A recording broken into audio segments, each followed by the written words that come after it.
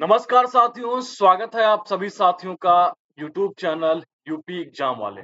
आशा करते हैं आप सब लोग स्वस्थ होंगे, मस्त होंगे। तो मैं विपिन जायसवाल एक बार पुनः स्वागतम आप सभी साथियों का। ये भारतीय इतिहास के क्रम में ये तीसरी क्लास है। इससे पहले आप लोगों ने 2 क्लास देखी। बड़ा अच्छा लगा आप लोगों का रिस्पॉन्स जैसा आ रहा है। अब हम तीसरी क्लास शुरू कर रहे हैं। और तीसरी क्लास जो आज होगी, जिस पर हम चर्चा करने वाले हैं, तो हम किस पर चर्चा करने वाले हैं? हम चर्चा करने वाले हैं वैदिक काल पर। पिछली क्लास में हम लोगों ने इंडस वैली सिविलाइजेशन को हमने अध्ययन किया, उसके साथ-साथ उनके प्रीवियस ईयर प्रश्नों को भी सॉल्व किया। आज का जो हमारा टॉपिक है, वो है आपका वैदिक एरा या फिर कह सकते हैं वैदिक काल, जिस पर हम लोग डिस्कशन करने वाले हैं। अब एक क्वेश्चन आता है दिमाग में कि सर वैदिक काल किसे कहते हैं? या वैदिक कालीन सभ्यता कौन-सी होती है? या वैदिक साहित्य क्या होते हैं? इस बार मेंस में प्रश्न पूछा गया कि वैदिक साहित्य के बारे में बताइए। मेंस में सिंपल सा प्रश्न आया, बहुत ही आसान प्रश्न। बहुत ही आसान प्रश्न है। अभी जब हम इस पे चर्चा करेंगे, तो आप कहेंगे सर कितना आसान प्रश्न मेंस में पूछा गया। मेंस में कितना आसान प्रश्न पूछा गया है। तो आइए उसी पर चर्चा करते हैं। वैदिक काल जो है, वैदिक काल की जानकारी जिन जिन साहित्यों के माध्यम से प्राप्त होती है, उन्हें किस नाम से जानते हैं? उन्हें वैदिक साहित्य के नाम से जानते हैं। तो आइए डिस्कशन शुरू करते हैं। ठीक है, एक आपका है वैदिक काल और वैदिक काल जो है वो सिंधु घाटी सभ्यता या इंडस वैली सिविलाइजेशन के बाद का काल। इसका मोटा-मोटा टाइम पीरियड देखा जाए तो 1500 बीसी से लेकर के इसको 600 बीसी के आसपास में इसको माना जाता है। वैदिक काल होता क्या है? तो वैदिक काल वो होते हैं जिस काल की जानकारी हमें वैदिक साहित्यों के माध्यम से प्राप्त होती है। वैदिक साहित्य के माध्यम से क्या है? प्राप्त होती है, क्या है? जानकारी प्राप्त होती है। राइट ना? अब क्वेश्चन आता है कि सर वैदिक साहित्य कौन-कौन होते हैं? तो वैदिक साहित्य के अंतर्गत आपके वेद आते हैं। वैदिक साहित्य के अंतर्गत आपके ब्राह्मण ग्रंथ आते हैं। वैदिक साहित्य के अंतर्गत आपके आरण्यक ग्रंथ आते हैं और वैदिक साहित्य के अंतर्गत आपके उपनिषद आते हैं। तो इन सभी को मिला करके क्या है? हम वैदिक साहित्य के नाम से जानते हैं। ठीक है? वैदिक काल के जो निवासी हैं, वैदिक काल के निवासियों को क्या कहा जाता है? आर्य कहा जाता है और आर्य का मतलब क्या होता है? आर्य का मतलब होता है क्या? श्रेष्ठ। वैदिक काल की जो मूलतः भाषा हुआ करती थी, वो संस्कृत हुआ करती थी। अध्ययन की दृष्टि से अध्ययन की दृष्टि से हम वैदिक काल को 2 भागों में बाँटते हैं। वैदिक काल को अगर देखा जाए, अध्ययन की सुविधाजनक बनाने के लिए हम उसको 2 भागों में बाँटते हैं। एक आपका क्या हो जाता है, एक आपका अर्ली वैदिक पीरियड, पूर्व वैदिक काल हो जाता है एंड सेकंड इज क्या है? उत्तर वैदिक काल। लेटर वैदिक पीरियड, उत्तर वैदिक काल या कह सकते हैं लेटर वैदिक पीरियड। अब वैदिक काल को हम क्या है समय के हिसाब से ही तो 2 भागों में बाँटेंगे। तो पूर्व वैदिक काल का जो टाइम पीरियड माना जाता है वो 1500 बीसी से लेकर के 1000 बीसी के मध्य माना जाता है। वहीं उत्तर वैदिक काल का जो टाइम पीरियड है वो 1000 बीसी से लेकर के ठीक है 600 बीसी तक का 600 बीसी तक का माना जाता है। पूर्व वैदिक काल में केवल एकमात्र वेद ऋग्वेद की रचना की गई, यानी कि कह सकते हैं कि इसकी जो जानकारी का जो स्रोत है वह ऐसा क्या है? ऋग्वेद है। यही कारण है कि इस काल को हम लोग ऋग्वैदिक काल के नाम से जानते हैं। अन्य सभी जो वेद हैं, चाहे वो आपके यजुर्वेद हो जाएँ, सामवेद हो जाएँ, अथर्ववेद हो जाएँ या ब्राह्मण ग्रंथ हो जाएँ या फिर आरण्यक हो जाएँ या फिर उपनिषद हो जाएँ, इन सभी की जो रचना की गई है, इन सभी की रचना कब की गई है? उत्तर वैदिक काल में की गई है। उत्तर वैदिक काल में की गई है। तो वैदिक काल कौन-सा है?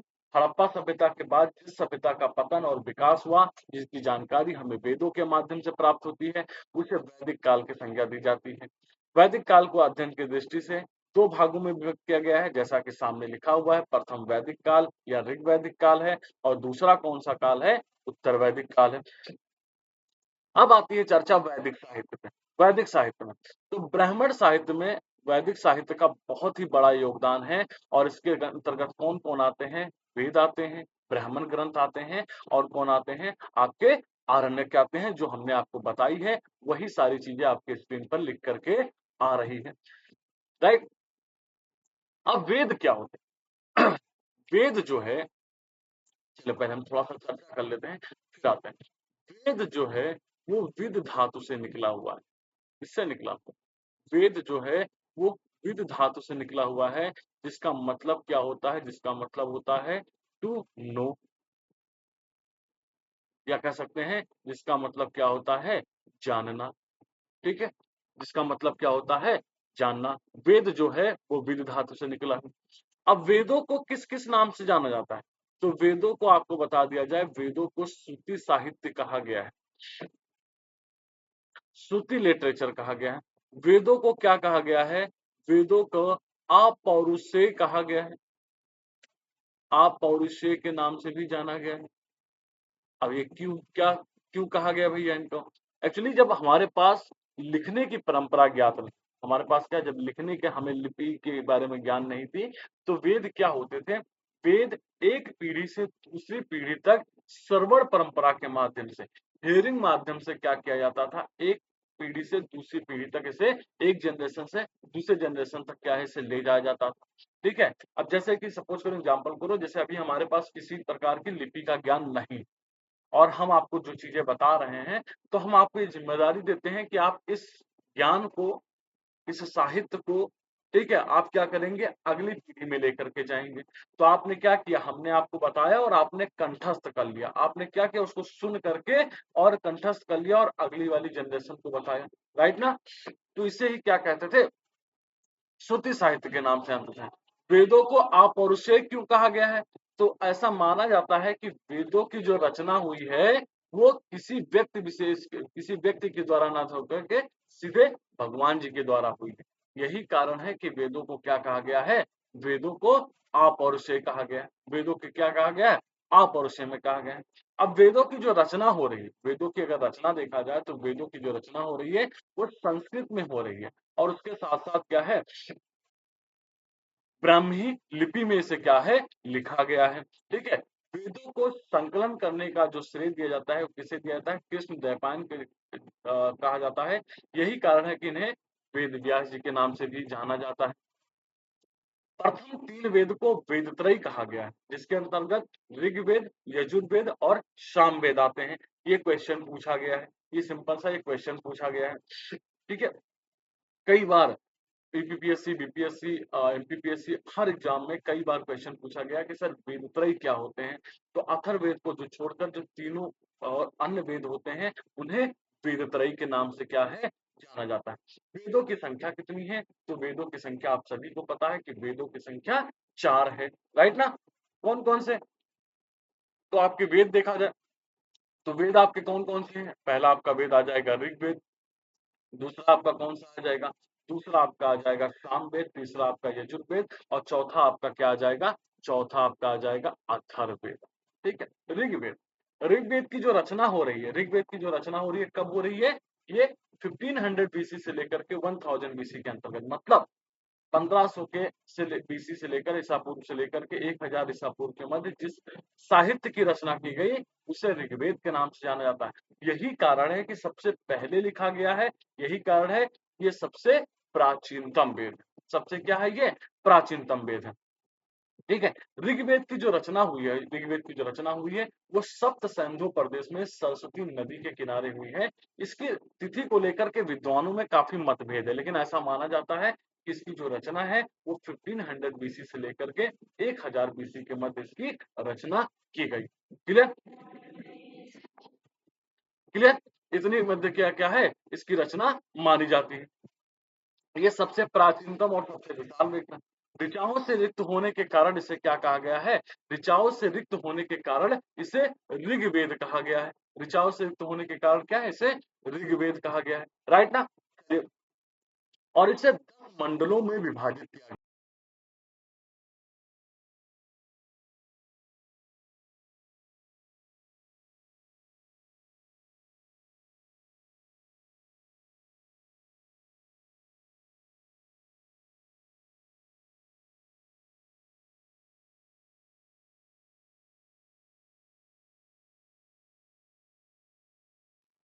राइट।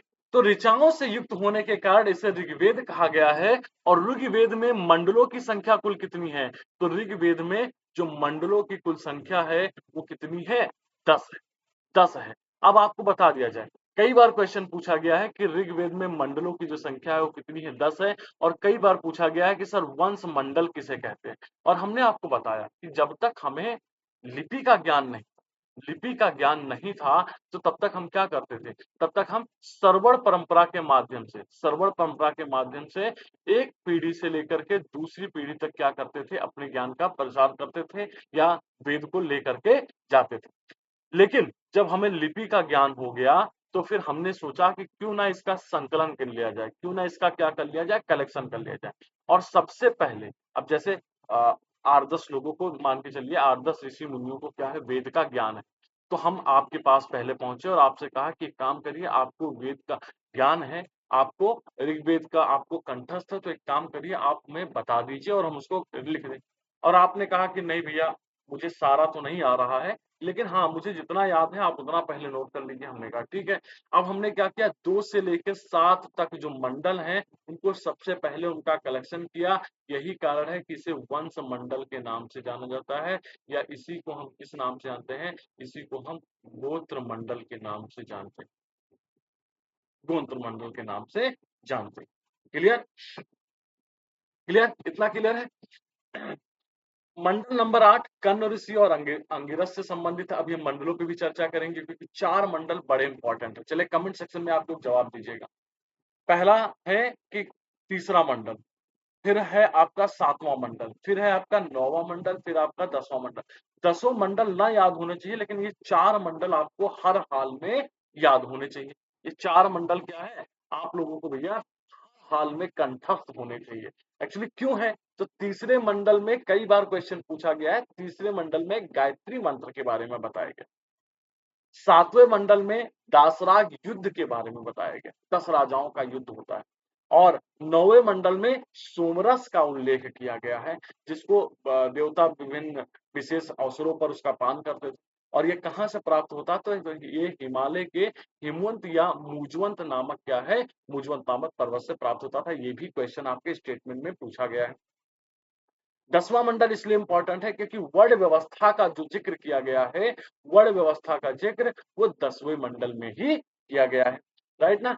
तो मंडल देखिए, मंडल क्या है? मंडल 10 सोमदेव से है। और नवीनतम मंडल जो है वो पहला और 10वां। तो पहले 2 से लेके 7 मंडल तक का कलेक्शन किया गया है। इसी को वंश मंडल के नाम से या गोत्र मंडल के नाम से जानते हैं। उसके बाद 8वें और 9वें मंडल का कलेक्शन किया गया, जिसे क्या कहते हैं? जिसे हम मध्यम मंडल के नाम से जानते हैं। और फिर उसके बाद किसका कलेक्शन किया गया? तो फिर उसके बाद सबसे लास्ट में पहले और 10वें का किया गया। यही कारण है कि इसको सबसे यंगेस्ट मंडल के नाम से भी जाना जाता है। ऋग्वेद में ऋग्वेद में टोटल सूक्तों की संख्या 1028 है, जिसमें 1017 क्या है? मूल सूक्त हैं और 11 सूक्त प्रशिष्ट हैं या वालिखिल हैं, इनको बाद में ऐड किया गया है। ठीक है? यानी कि टोटल सूक्तों की संख्या कितनी हो जाएगी? 1028 हो जाएगी। 1000 क्या है? 28 हो जाएगी। राइट? तो टोटल सूक्तों की संख्या कितनी हो जा रही है? 1028 हो जा रही है। ऋग्वेद में कुल मंत्रों की संख्या 10,580 है। इसमें 118 मंत्र दोहराए गए हैं। मूल मंत्रों की संख्या कितनी है? 10,462 हुआ करती है। आपको यजुर्वेद पे जाने से पहले हम कुछ और बिंदुओं पर चर्चा करेंगे। आपको बता दिया जाए, ऋग्वेद का जो ईरानी ग्रंथ है, ऋग्वेद का एक ईरानी ग्रंथ है जिसका नाम है अवेस्ता। तो अवेस्ता के साथ काफी समानताएं देखने को मिलती हैं। और ये क्वेश्चन पूछा गया है, काफी समानताएं देखने को मिलती है, ये क्वेश्चन पूछा गया है। अब ये है, कई बार ऐसे सिंपल सा क्वेश्चन पूछ लिया गया कि सर अवेस्ता का संबंध किस क्षेत्र से है? तो अवेस्ता का संबंध क्या है? ईरान से। अवेस्ता का संबंध क्या है? ईरान से हुआ करता है। राइट ना? ठीक है। उसके साथ साथ जैसे हमने 4 मंडल बहुत इंपॉर्टेंट बताए। एक तो आपका तृतीय मंडल, तृतीय मंडल में ही जो गायत्री मंत्र है ना आपका, उस पर चर्चा की गई। गायत्री मंत्र पर चर्चा की गई। गायत्री मंत्र पर चर्चा की गई तृतीय मंडल में। वहीं 7वां मंडल जो सप्तम मंडल है, उसमें दासराग युद्ध के बारे में बताया गया है। किसके बारे में? दासराग युद्ध के बारे में। 10 राजाओं का युद्ध होता है, ठीक है? एक तरफ 10 राजा रहते हैं, दूसरी तरफ राजा सुदास रहते हैं, भरत जन के राजा सुदास रहते हैं। उनके मध्य युद्ध होता है, भरत जन के राजा सुदास विजयी होते हैं, राइट? और नवम मंडल जो है, वो नवम मंडल है, वो आपका सोमरस के बारे में क्या करता है? सोमरस के बारे में आपको वर्णन करता है, सोमरस के बारे में बताता है। एवं दशम मंडल जो है, वो दशम मंडल आप किसके बारे में बताता है? तो दशम मंडल वर्ण व्यवस्था के बारे में बताता है। और वर्ण व्यवस्था का जो उल्लेख वो किसमें है? तो 10वें मंडल के पुरुष सूक्त में क्या किया गया है? वर्ण व्यवस्था का उल्लेख किया गया है। ध्यान दीजिएगा, यहाँ पे जो वर्ण व्यवस्था है, वो आपके कर्म पर, जन्म पर आधारित ना होकर के वो कर्म पर आधारित, वर्ण व्यवस्था जो है कर्म पर आधारित, ध्यान दीजिएगा, कर्म पर आधारित है। मतलब सिंपल है कि एक ही परिवार में अलग-अलग वर्ण के लोग रह सकते हैं। थोड़ी देर के लिए एग्जांपल ले लीजिए, जैसे कि मैं हूँ, मेरे परिवार में मेरे भ्राता जो हैं, मेरे भाई साहब जो हैं, वो सेना में हैं, तो वो क्षत्रिय हो जाएँगे। मैं टीचिंग का काम करता हूँ, तो मैं क्या हो जाऊँगा? मैं पुरोहित, या कह सकते हैं मैं ब्राह्मण हो जाऊँ। मेरी माताजी सर्विस करती हैं, तो शूद्र हो जाएँगे, और मेरे पिताजी अगर व्यापार करते हैं, तो वैश्य हो जाएँगे। मतलब एक ही परिवार में, एक ही कुल में अलग-अलग वर्ण के लोग दिखाई देते हैं। आगे चल कर के उत्तर वैदिक काल में और खासकर ब्राह्मण युग में ये जो कर्म पर आधारित वर्ण व्यवस्था थी, ये किस पर आधारित हो जाएगी? ये जन्म पर आधारित व्यवस्था हो जाएगी, जन्म पर आधारित व्यवस्था हो जाएगी। 10वें मंडल के ही सूत्र में पुरु क्या है? पुरुरुआ और उर्वशी के बीच में जो डायलॉग है, उसका भी वर्णन 10वें मंडल के पुरुष सूक्त में ही किया गया है। साथ ही साथ 10वें मंडल का एक और इम्पोर्टेंट है नासदीय सूक्त, जिसमें क्या किया गया है? जिसमें निर्गुण ब्रह्मा, या कह सकते हैं एकेश्वरवाद का उल्लेख किया गया है, एकेश्वरवाद का उल्लेख किया गया है। राइट ना? अब ऋग्वेद के ब्राह्मण ग्रंथ कौन-कौन से हैं? तो ऋग्वेद के ब्राह्मण ग्रंथ हैं आपके ऐतरेय हैं, कौशितकी है, उसके साथ-साथ आपको, ठीक है, ऋग्वेद के उपनिषद भी देखने को मिलते हैं, ऋग्वेद के उपनिषद भी देखने को मिलते हैं, ऋग्वेद के आरण्यक भी देखने को। तो आगे चल कर के एक पूरा चार्ट मैं आपके सामने प्रस्तुत कर दूँगा, फिर क्योंकि काफ़ी ज़्यादा ईज़ी हो जाएगा, काफ़ी ज़्यादा आपके लिए ईज़ी हो जाएगा।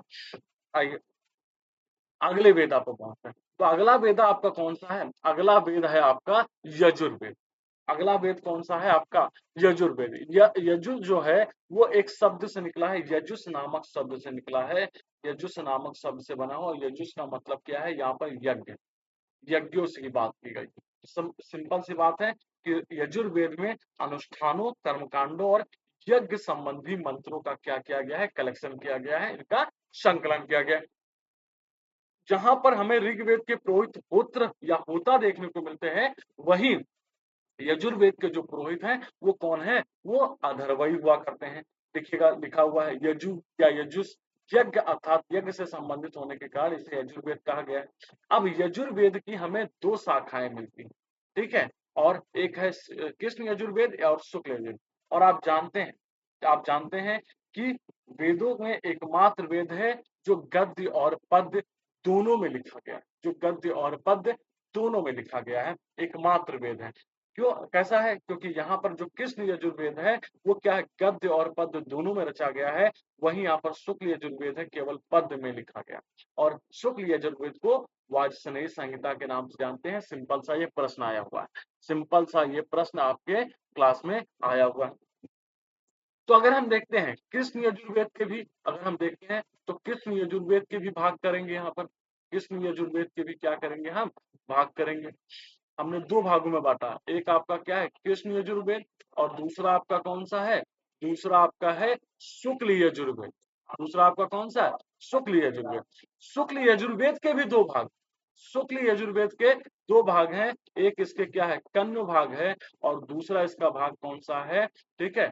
तो मध्यांजनी। वहीं कृष्ण यजुर्वेद के देखा जाए तो इसके 4 भाग। कृष्ण यजुर्वेद के कितने भाग हैं? 4 भाग हैं।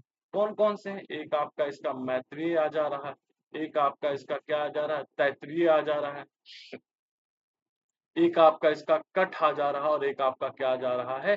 कपिस्थल आ जा रहा है, कपिस्थल आ जा रहा है। तो ये कृष्ण यजुर्वेद और शुक्ल यजुर्वेद। पीसीएस में प्रश्न पूछा गया है।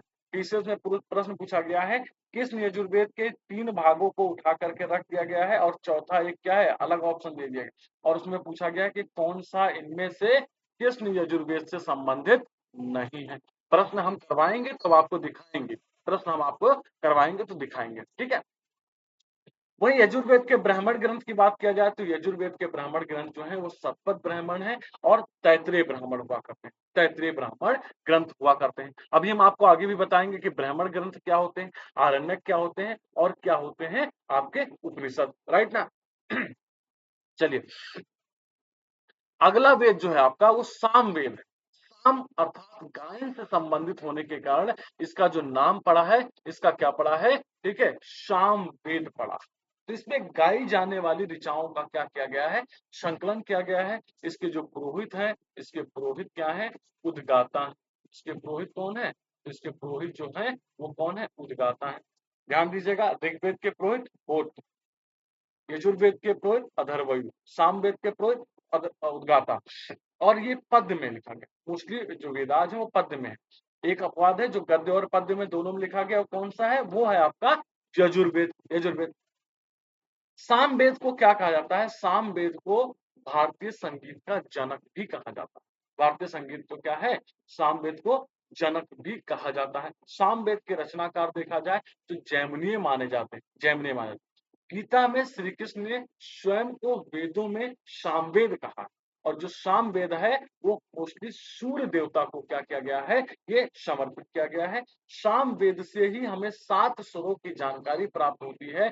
यही कारण है कि इसे भारतीय संगीत का जनक कहा जाता है। संगीत की जो सर्वप्रथम जानकारी प्राप्त होती है वो कहाँ से, वो सामवेद से प्राप्त होती है। इनमें कुल मंत्रों की संख्या 1810 है, जिसमें 261 दोहराए गए हैं। मूल मंत्रों की संख्या 1549 है। 1500 कितनी है, 49 है। अगले वेद पर चलते हैं, और अगला वेद है आपका अथर्ववेद। बहुत ही बढ़िया वेद है, ठीक है। तंत्र मंत्र वशीकरण जादू टोना, ये जो आप जब बस या ट्रेन की यात्रा करते हो, वहां पे लिखा रहता है तंत्र मंत्र वशीकरण, दुश्मन को अपने सामने तड़पता हुआ देखें ना, तो वो सब किसमें है, वो सब किसके माध्यम से होता है, अथर्ववेद में होता है। तो अथर्ववेद अथर्वा ऋषि के नाम पर पड़ा है, इसका अथर्ववेद है। इसमें जादू टोना इन सब के बारे में क्या किया गया है, भूत प्रेत जादू टोना रोग निवारक शत्रुधन मेल मिलाप विवाह आशीर्वाद सूचक मंत्र दिए गए हैं, ठीक है भैया। जिसकी जो समस्या है ये यहीं पर संपर्क करे, जिसकी जो समस्या हो ना वो यहीं पर क्या कर लीजिए, आप संपर्क कर लीजिए और यहीं पर आपका सॉल्यूशन मिलेगा। आपको बता दिया जाए ये चौथा वेद है, क्या कह सकते हैं, अंतिम वेद है, सबसे बाद में इसकी रचना किया गया है, ठीक है। सबसे बाद में इसकी क्या किया गया है, रचना किया गया। अथर्ववेद में ही गोत्र शब्द का सर्वप्रथम प्रयोग भी मिलता है, और इसी वेद में सभा तथा समित को प्रजापति की दो पुत्रियां भी कहा गया है, राइट ना। अथर्ववेद में कुल 20 अध्याय हैं, 731 सूक्त हैं, 5987 या लगभग 6000 मंत्र हैं, लगभग क्या है, 6000 मंत्र हैं। अब आते हैं ब्राह्मण ग्रंथ, ठीक है। तो ये अथर्ववेद था, अथर्ववेद के बारे में था, ठीक है। बाकी डिटेल में और भी अभी आगे चर्चा करेंगे। ब्राह्मण ग्रंथ क्या होते हैं, हमने आपको बताया वैदिक साहित्य के अंतर्गत 4 ग्रंथ आते हैं, वेद, ब्राह्मण ग्रंथ, आरण्यक और उपनिषद। ब्राह्मण ग्रंथ क्या होते हैं, तो वेदों के बाद ब्राह्मण ग्रंथ की रचना की गई, और ब्राह्मण ग्रंथ जो होते हैं वो यज्ञ से संबंधित बातों का वर्णन करते हैं। एक तरह से देखा जाए तो ये वेदों का व्याख्यात्मक रूप, वेदों का व्याख्यात्मक रूप है, मतलब वेदों की जो व्याख्या की गई है, ठीक है, वो किस रूप में की गई है, उसका जो रूप हमें मिलता है उसे ब्राह्मण ग्रंथ के नाम से जाना जाता है। और प्रत्येक वेद के अपने अपने क्या है, ब्राह्मण ग्रंथ रचे गए हैं, ठीक है। यजुर्वेद का हम अभी बता चुके हैं, सप्तक ब्राह्मण ग्रंथ है जिसकी रचना याज्ञवल्क्य ऋषि ने किया था। 100 अध्याय होने के कारण इसे सप्तक ब्राह्मण पड़ा। जल प्रलय की कथा, पुरवा उर्वशी आख्यान, अश्विनों के चौहान ऋषि को यवन दान की कथा, इन सब का वर्णन इसमें ब्राह्मण ग्रंथों में ही किया गया है। चलिए आगे बढ़ते हैं। तो ब्राह्मण ग्रंथ में सामवेद का महत्वपूर्ण ग्रंथ, पंचवी से ये पूछा गया एग्जाम में, जिसकी रचना तांड ऋषि ने की है। यही कारण है इसके इसे तांड ब्राह्मण के नाम से जाना जाता है। इसी में वात्र स्तोम यज्ञ का वर्णन है। अब यहाँ पर क्वेश्चन आता है कि सर वात्र स्तोम यज्ञ क्या होता है, तो सिंपल सी बात है, जो आर्य नहीं है, जो अनार्य है, उनको आर्य बनाने के लिए, उनको आर्य समूह में शामिल करने के लिए जिस जो यज्ञ किया जाता है उसे वात्र स्तोम यज्ञ के नाम से जाना जाता है।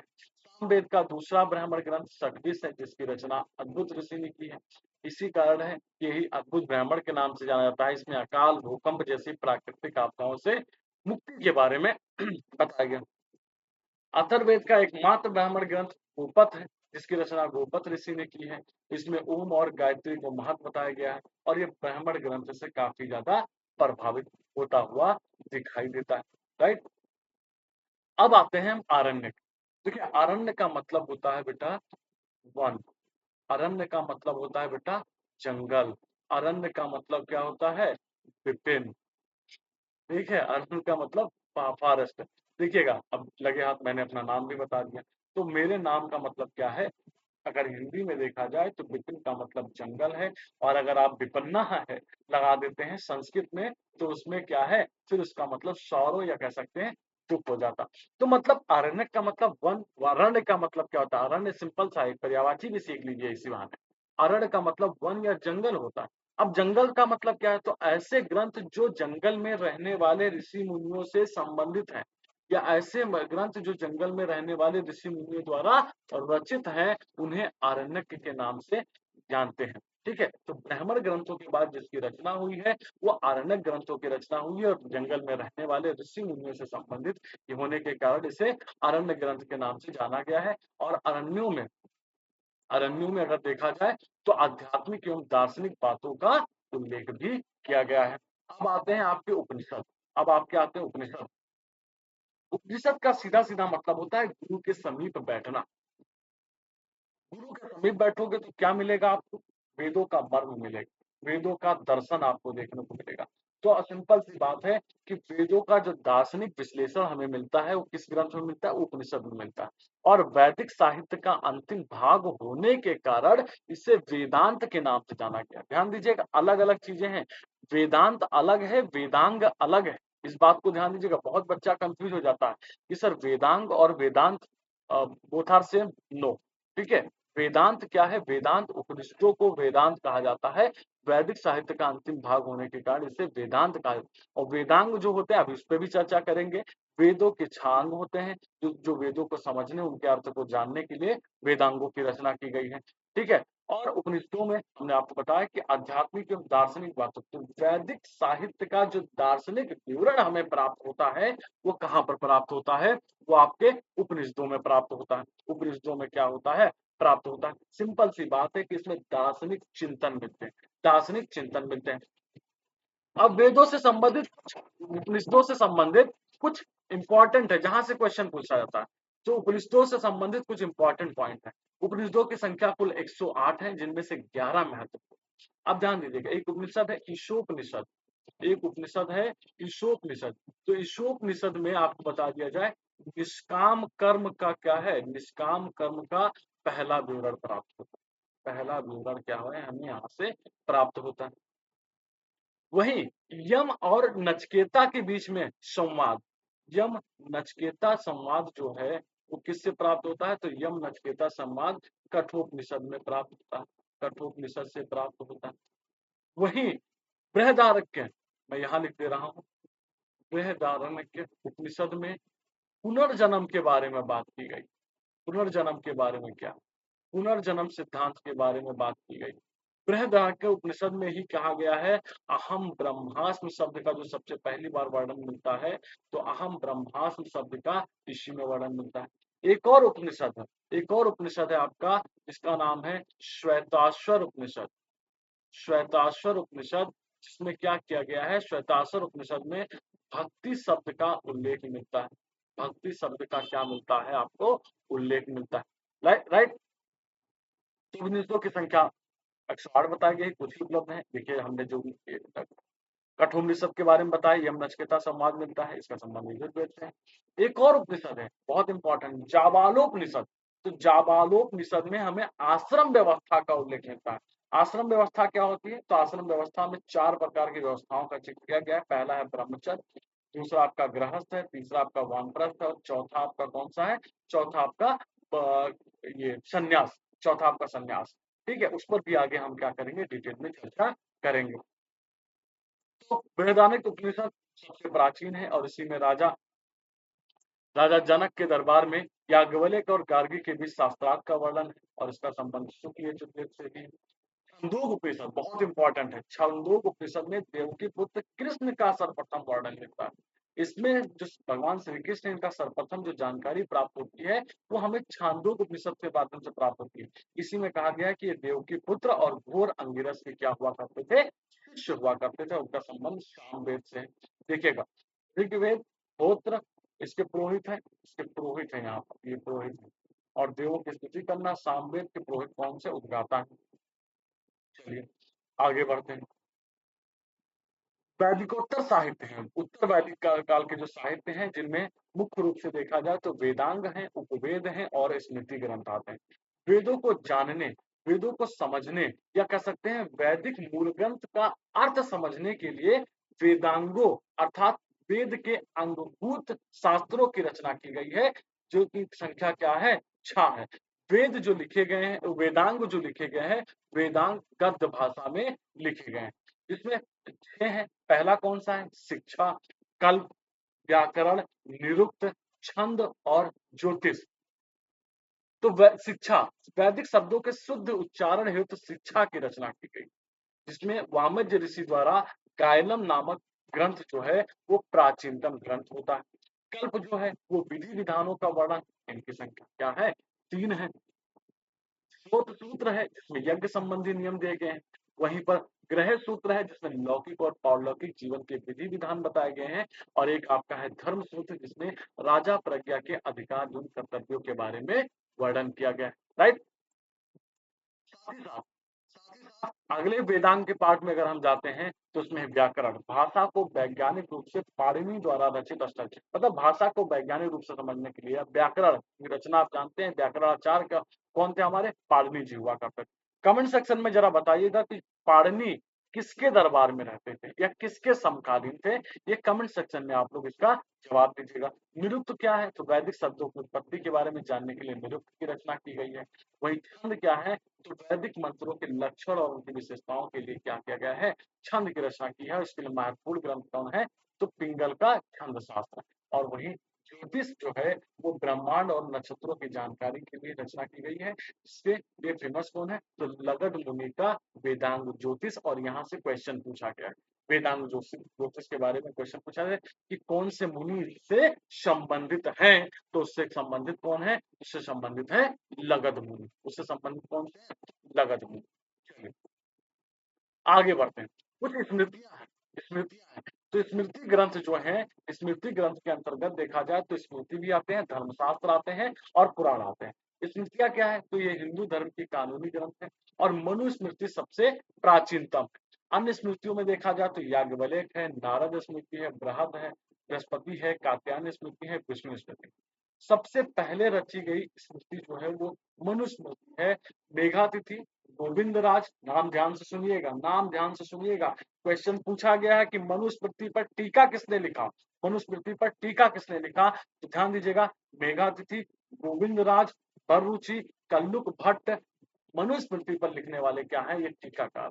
और स्मृति की मूल रचना देखा जाए तो मौर्योत्तर युग में होती है, मौर्योत्तर युग में होती है। ठीक है, वही उपवेद देखा जाए तो उपवेद 4 है। उपवेद क्या है, 4 है, धनुर्वेद, शिल्पवेद और गंधर्व वेद और आयुर्वेद। आयुर्वेद ये वेद, इनके उपवेदों की संख्या क्या है, 4।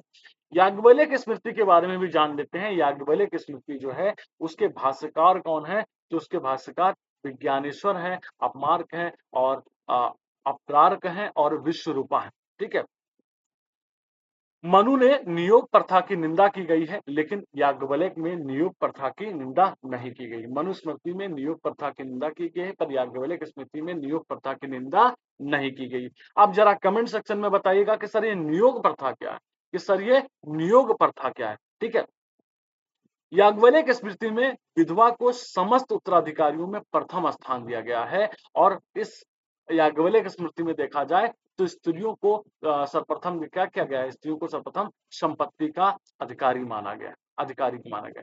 वही नारद स्मृति में देखा जाए तो नारद स्मृति ये गुप्त काल में इसकी रचना की गई है और इसमें दासों की मुक्ति का जो नियम है वो नारद स्मृति में भी है। नारद स्मृति में नियोग प्रथा और स्त्रियों के पुनर्विवाह की अनुमति भी दी गई।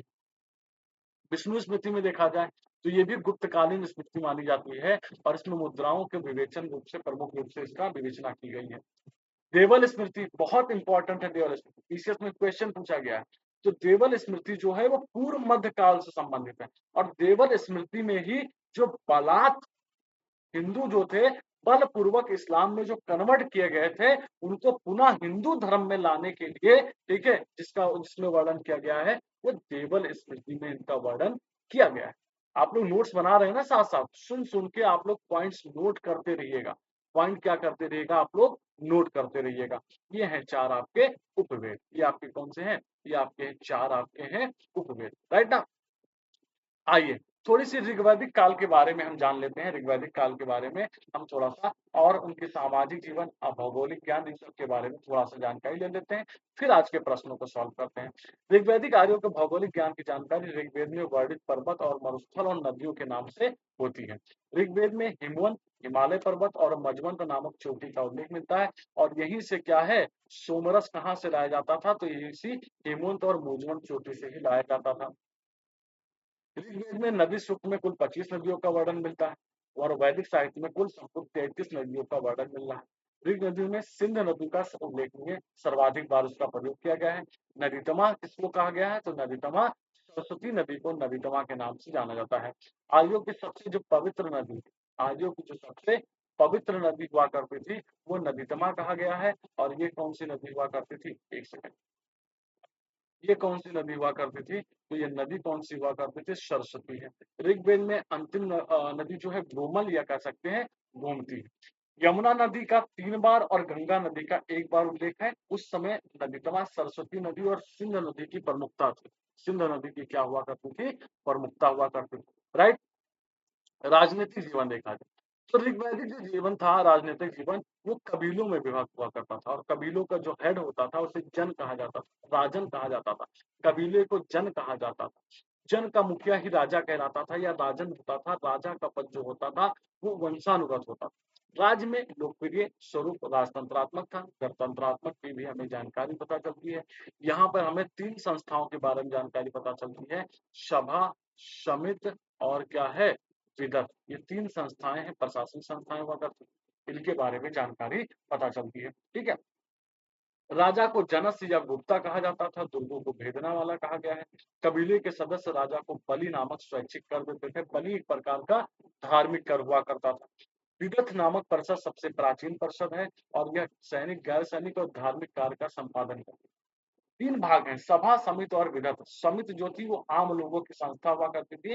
वर्तमान में जैसे लोकसभा होती है, ऐसे ही वैदिक काल में समिति का होता था। और सभा जो होती थी, सभा एज लाइक क्या है, जो वहाँ के वरिष्ठ जन हुआ करते थे उनकी जो सभा हुआ करती थी उसे सभा कहते थे। एज लाइक जैसे अभी वर्तमान में राज्यसभा है, ठीक है। विदत कौन होते थे, जो विदत विदत जो होते थे पुरोहित वर्ग या विद्वान वर्ग उसमें निवास करते थे, उसमें उसके हिस्सा होते थे। वैदिक काल में स्त्रियों की स्थिति अच्छी थी, स्त्रियों की स्थिति अच्छी थी और इसमें क्या है, सभा, समिति और विदत में तीनों में स्त्रियां भाग लेती थी। दासराग युद्ध के बारे में बता दिया जाए तो दासराग युद्ध जो है वो पारसली नदी के किनारे लड़ा गया है। पारसली का जो नवीनतम नाम है या रावी है, या रावी का जो प्राचीनतम नाम है वो पारसली हुआ करता है। और ये भरत जन के राजा सुदास और 10 अन्य राजाओं के बीच में, संघ के बीच में लड़ा गया था। 10 राजाओं का नेतृत्व कुरु राजा संवर्णन ने किया था और वहीं अनार्यों ने भी भाग लिया था। अनार्यों का नेता कौन हुआ करता था, भेद हुआ करता था। राजा सुदास इसमें विजयी हुए थे। इनके सामाजिक जीवन पर चर्चा करें तो ऋग्वेद के काल में प्रारंभ में 2 वर्ग थे, आर्य और अनार्य। और ऋग्वेद के अंतिम चरण में वर्ण व्यवस्था का जन्म हुआ है। ऋग्वेद के 10वें मंडल में पुरुष सूक्त में सारी बातें मैं बता चुका हूँ ऑलरेडी।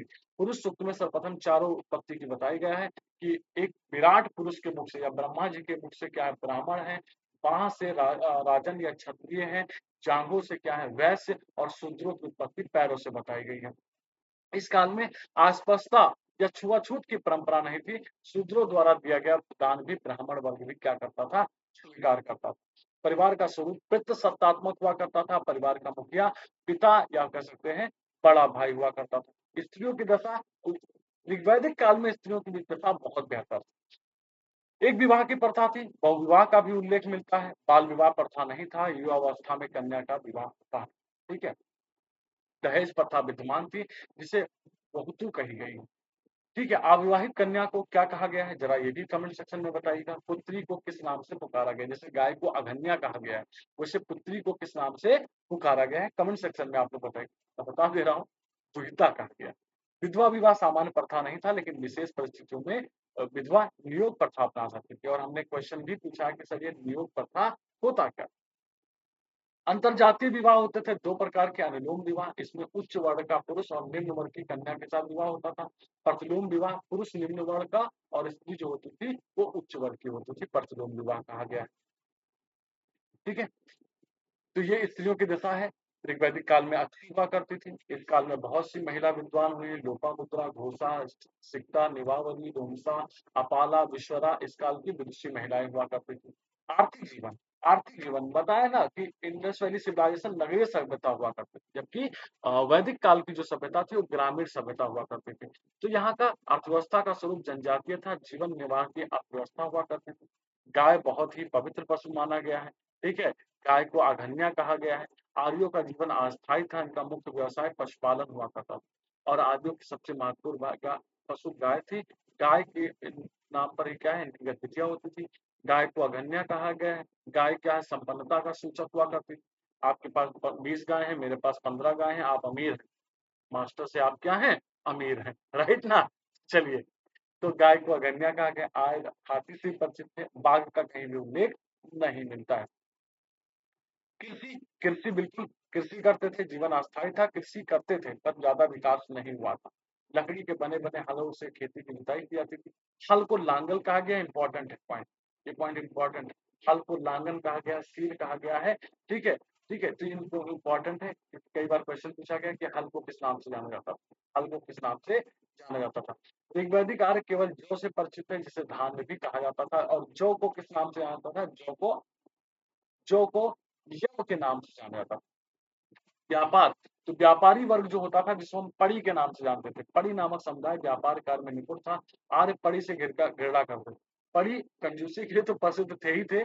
पड़ी जो हुआ करते थे, परियों को गाय चुराने के संदर्भ में भी इनकी क्या है, इनकी बात की गई है। राइट ना? चलिए, धार्मिक जीवन, तो धार्मिक जीवन देवियों की तुलना में देवता ज़्यादा महत्वपूर्ण थे। देवियों के वहाँ पर कम चर्चा हुई है और बहुदेववादी थे, लेकिन अंतिम चरण में एकेश्वरवाद की भावना दिखाई देती है। कुल 33 देवी देवताओं का क्या किया गया, उल्लेख किया गया है, जिसमें आकाशवासी भी हैं, अंतरिक्षवासी भी हैं, पृथ्वीवासी भी। ठीक है? आर्यों के जो सर्वश्रेष्ठ देवता हुआ करते थे, वो इंद्र थे और इंद्र को पुरंदर भी कहा गया है। इंद्र को क्या कहा गया है? पुरंदर भी कहा गया है। ठीक है? अब चलते हैं हम लोग आज के एमसीक्यू की तरफ बढ़ रहे हैं। वरुण सर्वाधिक आचरण वाले देवता थे, इन्हें सृष्टिकर्ता भी कहा गया है। ऋग्वेद में सूर्य की स्थिति 5 रूपों में की गई है, सूर्य, सवित्र, मित्र, पूषण और विष्णु। सवित्र सविता की स्थिति में प्रसिद्ध गायत्री मंत्र की रचना की गई है और गायत्री मंत्र ऋग्वेद के तीसरे मंडल में। इसके रचनाकार विश्वामित्र हैं। आज के अब क्वेश्चन की सीरीज यहाँ से स्टार्ट कर रहे हैं। अब कमेंट सेक्शन में आप लोग प्लीज जवाब भी देते रहिएगा, जिससे हमें पता चल पाए कि आपने कितना सीखा, ठीक है? तो निम्नलिखित में से कौन-सा वेद सबसे प्राचीनतम है? देखिए बहुत आसान होने वाला है। अब बहुत आसान होने वाला है क्योंकि हमने आपको पहले ही पढ़ा रखा है, इन सब पॉइंट्स को बता रखा है। तो ऋग्वेद का सबसे प्राचीनतम वेद कौन-सा है? तो ऋग्वेद में सबसे प्राचीनतम वेद जिसकी सबसे पहली रचना की गई है, जिसका सही जवाब क्या हो जाएगा? ऋग्वेद। और ऋग्वेद की रचना कब की गई है? ये 1500 बीसी से लेकर के 1000 बीसी के मध्य इसकी रचना की गई है। बाकी की रचना उत्तर वैदिक काल में की गई है। इन तीनों की रचना जो की गई है, वो कब की गई है? इन तीनों की रचना उत्तर वैदिक काल में की गई है, जबकि इसकी रचना क्या है? इसकी रचना पूर्व वैदिक काल में की गई। किसमें की गई है? पूर्व वैदिक काल में की गई। राइट ना? इसमें 10 मंडल हैं, शब्द आप जानते हैं, आपको बता चुके हैं। निम्नलिखित कथनों पर विचार कीजिए, नीचे दिए गए कूट की सहायता से सही उत्तर का चयन कीजिए। ठीक है? आपको बताना है। ऋग्वेद में 1028 संस्करण हैं। There are 1028 versions of Rigveda. Okay, Rigveda में को अष्टक भी कहा जाता है। ओके, ठीक है। चलिए, तो आपको बताना है इनमें से सही जवाब। पहला सही है, दूसरा सही है, पहला और दूसरा दोनों सही है, ना तो पहला सही है, ना ही दूसरा सही है। तो ऋग्वेद में 1028 संस्करण है, बिल्कुल है, सूक्त है। ऋग्वेद को अष्टक भी कहा जाता है, बिल्कुल कहा जाता है, तो यही कारण है इसके बाद पहला और दूसरा दोनों सही जवाब। पहला और दूसरा यहाँ पर क्या है? दोनों सही जवाब है। गायत्री मंत्र के नाम से प्रसिद्ध सर्वप्रथम किस ग्रंथ गायत्री मंत्र के नाम से प्रसिद्ध मंत्र सर्वप्रथम किस ग्रंथ में मिलता है? भगवत गीता, अथर्ववेदा, ऋग्वेदा एंड मनुस्मृति। अभी तो हमने आपको बताया है। फिर ऋग्वेद के किसने? ऋग्वेद के थर्ड मंडल में, जो थर्ड मंडल में, या कह सकते हैं ऋग्वेद के तीसरे मंडल में। इसमें ऋग्वेद के तीसरे मंडल में गायत्री मंत्र के बारे में क्या है, हमें चर्चा मिल रही।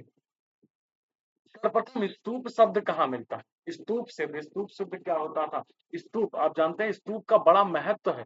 किसमें? स्तूप का बहुत महत्व है। किसमें? आपको बता दिया जाए, बौद्ध साहित्य में। ये बौद्ध धर्म में स्तूप का क्या है, बहुत ही बन। तो स्तूप का मतलब होता है ढेर या गोलाकार संरचना, और इसका सर्वप्रथम अगर देखा जाए उल्लेख किसमें मिलता है, तो ऋग्वेद में मिलता है। इसका सर्वप्रथम उल्लेख कहाँ मिलता है? इसका सर्वप्रथम उल्लेख ऋग्वेद में मिलता है। वेद त्रय के अंतर्गत सम्मिलित है, ये तो हम बता ही चुके हैं आज। तो वेद त्रय के अंतर्गत अथर्ववेद को बाहर कर दीजिए। जिस जिस ऑप्शन में अथर्ववेद है आप उसको बाहर कर दीजिए। अथर्ववेद, ये सब गलत होता है। ठीक है, प्रथम तीन वेदों को वेद त्रय के नाम से जाना गया है। ऋग्वेद, यजुर्वेद और सामवेद इसके क्या हो जाएंगे, सही जवाब हो जाएंगे। किस वैदिक ग्रंथ में वर्ण शब्द, देखिएगा बहुत आसान प्रश्न, किस वैदिक शब्द में किस वैदिक ग्रंथ में वर्ण शब्द का क्या मिलता है, उल्लेख मिलता है? सर्वप्रथम नाम उल्लेख मिलता है। ऋग्वेद, अथर्ववेद, सामवेद, यजुर्वेद। तो आपको मैंने बताया है ऋग्वेद के कौन मंडल में? ऋग्वेद के 10वें मंडल में। किस सूक्त में? किस सूक्त में भाई साहब? तो पुरुष सूक्त में इसके बारे में क्या है, चर्चा की गई। पुरुष सूक्त में इसके बारे में क्या है, चर्चा की गई। राइट। निम्नलिखित में से कौन सी वह ब्रह्मवादिनी थी? निम्नलिखित में से कौन सी वो ब्रह्मवादिनी थी जिसने कुछ वेद मंत्रों की रचना की है? लोपामुद्रा, गार्गी, लीलावती, सावित्री। तो आपको बता दें, तो ऋग्वैदिक समाज में स्त्रियों की स्थिति अच्छी थी, हमने अभी तो जस्ट चर्चा की। और उन्हें शिक्षा, उपनयन, वेदा आरंभ करने या वेद का अध्ययन करने, ठीक है, वेदाध्ययन करने, यज्ञ में भाग लेने, इन सबको अधिकार प्राप्त था। और वो विदुषी महिलाएं कहलाती थी। उसमें कौन कौन सा थी? घोषा, लोपामुद्रा, विश्वरा, अपाला, इन सब हुआ करती। लेकिन आपको बता दिया जाए कि जिन्होंने कुछ वेद मंत्रों की रचना की, तो उसका सही जवाब क्या हो जाएगा? Lopamudra. Lopamudra is the right answer. Comment section में आप लोग जवाब भी देते रहिए। ऋग्वेद के किन मंडलों को वंश मंडल के नाम से जाना जाता है? बताओ भैया, आसान हो गया नहीं हो गया? जिनका सबसे पहले कलेक्शन किया गया। वंश मंडल का मतलब है कि क्या है, इसको गोत्र मंडल के नाम से भी जाना जाता है। ठीक है, गोत्र मंडल के नाम से भी इसको जाना जाता है। इसको प्राचीन मंडल के नाम से भी क्या है, इसको प्राचीन मंडल के नाम से भी जाना जाता है। तो 2 से लेकर के 7 मंडल का कलेक्शन सबसे पहले किया गया, यही कारण है इसे गोत्र मंडल के नाम से जाना जाता है। 8वें और 9वें को मध्य मंडल, और पहले और 10वें को यंगेस्ट मंडल। प्रथम और 10वें मंडल को, 10म मंडल को किस नाम से जाना गया है? तो सबसे इसको नवीनतम मंडल, या कह सकते हैं यंगेस्ट मंडल के नाम से जाना जाता है। यंगेस्ट मंडल के नाम से जाना जाता है। राइट। चलिए, निम्नलिखित में से किस नदी को नदीतमा कहा गया है? बहुत आसान। ऋग्वेद में नदीतमा कहा गया है, आपको बताना है। झेलम, रावी, व्यास, सरस्वती। बहुत आसान है। सरस्वती नदी को क्या कहा गया है? सरस्वती नदी को नदीतमा के नाम से जाना गया है। सूचीबद्ध को सूचित से मिलाइए तथा नीचे देखे कूट की सहायता से सही उत्तर का चयन।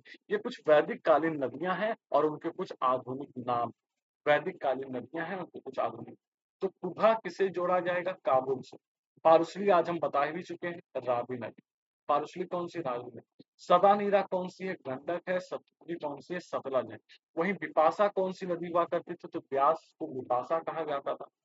चिनाब को अश्विनी कहा जाता, झेलम को वितस्ता के नाम से जाना जाता था, घग्घर या हाकरा नदी को सरस्वती नदी कहा जाता था, कुर्रम नदी को कुर्मू नदी कहा जाता था, कोमल को गोमती नदी कहा जाता था, स्वात को सुवास्तु नदी। तो कुछ नदियां हैं प्राचीन और नदियां जिनके नाम है और आधुनिक नाम। तो इसका बी, इसका आंसर क्या हो जाएगा, सही जवाब देगा। ऋग्वेद में निम्नांकित किन नदियों का उल्लेख, निम्नांकित किन नदियों का उल्लेख अफगानिस्तान के साथ आजू के संबंध का सूचक है? तो आपको बताना है अफगानिस्तान के आजू के साथ का क्या है, सूचक है। जो 2 नदियां, कुभा और कुर्मू, कुभा और कुर्मू 2 नदियां हैं जो अफगानिस्तान में बहती हैं, जो बताती हैं कि ऋग्वेद में आर्यों का संबंध अफगानिस्तान से हुआ करता था। तो फिर से वही क्वेश्चन आ गया रिपीट होकर के। Mention about which of the following reversion Rigveda in formalisation of Aryans with Afghanistan. निम्नलिखित में से ऋग्वेद में किन नदियों का उल्लेख अफगानिस्तान के साथ आर्यों के निकट संबंध का प्रचायक है। कुर्बा, कुभा, कुर्मु, गोमती, सतुतु। तो कुभा, कुर्मु ये तो है, गोमल भी इसी क्षेत्र में बहती थी, गोमल भी इसी क्षेत्र में बहती थी। तो पहला, दूसरा, तीसरा इसका क्या हो जाएगा? सही जवाब। देखिए, 2 ऑप्शन तो एकदम बाहर कर दो, पहला, दूसरा तो एकदम संबंधित है, तो ये 2 ऑप्शन बाहर कर दो। पहला और तीसरे में कन्फ्यूजन था केवल। जीर्ण अवस्था और ऋग्वेद में समानता है। जीर्ण अवस्था किस क्षेत्र से संबंधित है? ये तो हम बता चुके हैं आज, ये हमने बताया था। ऋग्वेद के साथ काफी समानता है, ईरानी ग्रंथ है ना। 20 का राइट आंसर, जीर्ण अवस्था 20 का क्या हो जाएगा? सही जवाब हो जाएगा। ये बड़ा इंपॉर्टेंट है, ये भी बताया नहीं था, लेकिन क्वेश्चन के माध्यम से मैंने पहले लगा रखा था कि आपको बताना है। बोगज कोई महत्वपूर्ण है क्योंकि, बोगज कोई महत्वपूर्ण है क्योंकि ये मध्य एशिया एवं तिब्बत के मध्य व्यापारिक केंद्र था। और यहाँ से प्राप्त अभिलेखों में वैदिक देवताओं एवं देवियों के नामोल्लेख प्राप्त होता है। वेद के मूल ग्रंथों की रचना यही हुई है, में से कोई नहीं। आपको बताना है इनमें से बोगज कोई अभिलेख है, ये बहुत महत्वपूर्ण है। कहाँ पर स्थित है ये अभिलेख है, ये कहाँ से मिला हुआ है? ये हमें एशिया माइनर, एशिया, मध्य एशिया से मिला हुआ है। 14वीं शताब्दी ईसा पूर्व के कुछ ऐसे अभिलेख मिले हैं जिनमें ऐसे राजाओं का उल्लेख है जिनके नाम आर्यों जैसे हैं, जो संधियों के साक्षी या कह सकते हैं रक्षा के लिए थे। ठीक है, तो इसमें यहाँ से प्राप्त वैदिक देवता और देवियों के नामों उल्लेख का मिलता है। 4 देवताओं के यहाँ पर जिक्र होते हैं, 4 देवताओं के यहाँ पर जिक्र होते हैं, जो अगले क्वेश्चन के माध्यम से हम देखेंगे। निम्नलिखित में से कौन सा ईरान के साथ निम्नलिखित अभिलेखों में से कौन सा ईरान से भारत में आर्यों के आने की सूचना देता है? मानसेहरा, शहबाजगढ़ी, बोगस कोई, जूनागढ़। आपको बताना है। तो मानसेहरा और शहबाजगढ़ी अभिलेख जो है ये मौर्य काल से संबंधित। रुद्रदामन का जूनागढ़ अभिलेख है, एक ही अभिलेख बच रहा है, बोगस कोई अभिलेख जो ईरान से आर्यों को भारत में आने की सूचना देता है। ठीक है, तो बोगस कोई अभिलेख इज द राइट आंसर। निम्नलिखित में से कौन से वैदिक देवता बोगज कोई अभिलेख में उल्लिखित? अंग, अग्नि, इंद्र, मित्र, नशात। मित्र, नशात, वरुण और यम। नशात, वरुण, यम और अग्नि, इंद्र, मित्र, नशात और वरुण। 4 देवताओं का हमने आपको बताया कि 4 देवताओं का वर्णन बोगज कोई अभिलेख। तो 4 देवता वो कौन कौन से हैं? तो 4 देवता वो हैं इंद्र, मित्र, नशात एवं वरुण। ये 4 देवता हैं जिनका बोगज कोई अभिलेख में उल्लेख किया गया है। राइट। किस ऋषि के बारे में कहा जाता है कि उन्होंने दक्षिण भारतीय का आर्यकरण किया? दक्षिण भारत का क्या किया? आर्यकरण किया, उन्हें आर्य कराया, आर्य बनाया। विश्वामित्र, अगस्त ऋषि, वशिष्ठ और, ठीक है, और सांभर। आपको बताना है इनमें से सही जवाब, आपको बताना है इनमें से सही जवाब। किस ऋषि के बारे में कहा जाता है कि उन्होंने दक्षिण भारत का आर्यकरण किया और उन्हें आर्य बनाया? तो अगस्त ऋषि के बारे में कहा जाता है कि उन्होंने दक्षिण भारत का आर्यकरण किया, उन्हें आर्य बनाया। अगस्त ऋषि ने आर्यों की सांस्कृतिक विकास को समृद्ध करने के साथ साथ दक्षिण भारत तक उसको क्या किया था? उसका प्रचार प्रसार किया था। पूर्व वैदिक आर्यों का धर्म प्रमुखता क्या था? भक्ति, मूर्ति पूजा, भक्ति, मूर्ति पूजा और यज्ञ, प्राकृत पूजा और यज्ञ, प्राकृत पूजा और भक्ति। पूर्व वैदिक आर्यों का धर्म मुख्यतः क्या था, प्रमुखता क्या था? तो आपको बता दिया जाए, पूर्व वैदिक आर्यों का जो प्रमुखता धर्म हुआ करता था, वो प्रमुख धर्म क्या हुआ करता था? वो धर्म था प्राकृत पूजा और यज्ञ, प्राकृत पूजा और यज्ञ हुआ करता था। वैदिक देवमंडल में निम्नलिखित में से कौन देवता युद्ध का देवता माना गया है? तो युद्ध का देवता, वर्षा का देवता, सब एक ही थे। तो युद्ध का देवता किसे माना गया है? इंद्र को। ठीक है, इंद्र को वैदिक काल में इंद्र का देवता। और ऋग्वेद के जो सबसे प्रमुख देवता थे वो कौन से? वो इंद्र हुआ करते, वो इंद्र हुआ करते थे। ठीक है, इन्हें पुरंदर कहा गया है। इन्हें क्या कहा गया? इन्हें पुरंदर कहा गया है। ऋग्वेद का 9वां मंडल पूर्णतः किसको समर्पित है? 9वां मंडल तो आपको पता है ना भाई साहब, बताइए ना जरा। 9वां मंडल, ठीक है, तो सोम और इस पर पेपर नामांकित देवता। और ये कहाँ से प्राप्त किया जाता था? तो हिमालय के हेमवंत और मोजवंत पर्वत से इसको प्राप्त किया जाता था। तो आज के क्वेश्चन हमारे खत्म हो रहे हैं। अब अभी वैदिक काल खत्म नहीं हुआ है, अभी वैदिक काल पे और भी प्रश्न है और भी कुछ पॉइंट्स है जिस पर हम चर्चा करेंगे, और चर्चा करेंगे हम अगली क्लास में। कैसी लगी क्लास? फीडबैक जरूर दीजिएगा, क्योंकि मैंने आपको बताया ना कि भैया लाइव आने के लिए कुछ ना कुछ तो हमें करना पड़ेगा, इसमें आपका भी सहयोग चाहिए। चैनल को सब्सक्राइब करिए, शेयर करिए, ठीक है? कुछ शर्तें होती हैं यूट्यूब की तरफ से, उन शर्तों को जब हम फिल कर लेंगे, तभी हम जा कर के लाइव आ पाएँगे। तो आशा करते हैं आप लोगों को बहुत मज़ा आया होगा, ठीक है? ऐसे करते रहिए, पूरी कंप्लीट हिस्ट्री, उसके साथ-साथ जीएस के अन्य पोर्शन को भी हम क्या है, कवर करना शुरू करेंगे। तो बहुत-बहुत धन्यवाद आप सभी साथियों का। Thank you, bye bye, take care, जय हिंद। स्वस्थ रहिए, मस्त रहिए, खुश रहिए। बाबा भोलेनाथ का आशीर्वाद बना रहे और ईश्वर से हम प्रार्थना करते हैं कि जल्द ही आपको आयोग का लव लेटर भी प्राप्त हो। आयोग की जो पीडीएफ होती है ना, उसमें भी आपका नाम हो। Thank you dear.